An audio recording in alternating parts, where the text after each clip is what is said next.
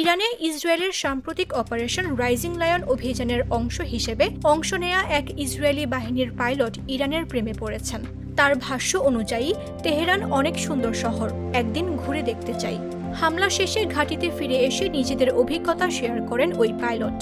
নিরাপত্তার কারণে তার পুরো নাম পরিচয় প্রকাশ করা হয়নি। ১৩ থেকে ২৪ জুন পর্যন্ত চলা এই অভিযানে ইরানের পারমাণবিক ও ক্ষেপণাস্ত্র অবকাঠামোর ওপর ব্যাপক হামলা চালায় ইসরায়েল। পাইলট বলেন, বহু বছর ধরে এই অভিযানের প্রস্তুতি চলছিল। মনে প্রাণে চাইছিলাম যেন হয়তো এই অপারেশনের প্রয়োজনই না হয়।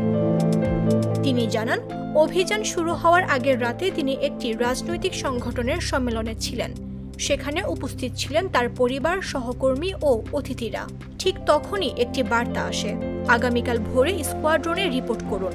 ইরানের প্রতিরোধমূলক হামলা শুরু। সেই মুহূর্তের অনুভূতি বর্ণনা করতে গিয়ে বলেন, সবার সামনে স্বাভাবিক থাকার অভিনয় করতে হয়েছে, কারণ একটু গোপন ফাঁস হলে পুরো মিশন ব্যর্থ হয়ে যেতে পারত। তেহরানকে এতটা কাছে থেকে আগে কখনো দেখেননি এই পাইলট। আকাশ থেকে শহরটাকে তার কাছে খুব শান্ত ও সুন্দর মনে হচ্ছিল। শহরটি নীরব, কেউ হয়তো নিচে আতঙ্কে ছিল, কিন্তু উপর থেকে মনে হচ্ছিল নির্জন দুপুর। তিনি আরও বলেন, ইরানের পাহাড় ঘেরা দৃশ্যগুলো ছিল শ্বাসরুদ্ধকর। এই অভিযানে অংশ নিতে গিয়ে দীর্ঘ সময় ধরে আকাশে থাকতে হয়েছে। মাঝপথে জ্বালানি ভরার মতো জটিল কাজও করতে হয়েছে।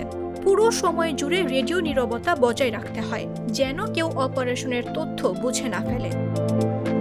শত্রু শুধু বিপজ্জনকই নয়, অত্যন্ত চতুরও। তাই প্রতিটি সম্ভাব্য ত্রুটি ও আক্রমণের ঝুঁকি বিবেচনায় নিয়েই ফ্লাইট পরিকল্পনা করা হয়েছিল বলেও জানান তিনি। ইরান থেকে ফিরে এসে মাটিতে অবতরণ করি পাইলট বলেন, যদি ঐক্য ও শিক্ষার উপর এই মনোযোগ দেয়া যায় তাহলে আরও অনেক কিছু সম্ভব। নিউজ ডেস্ক, জাগো নিউজ।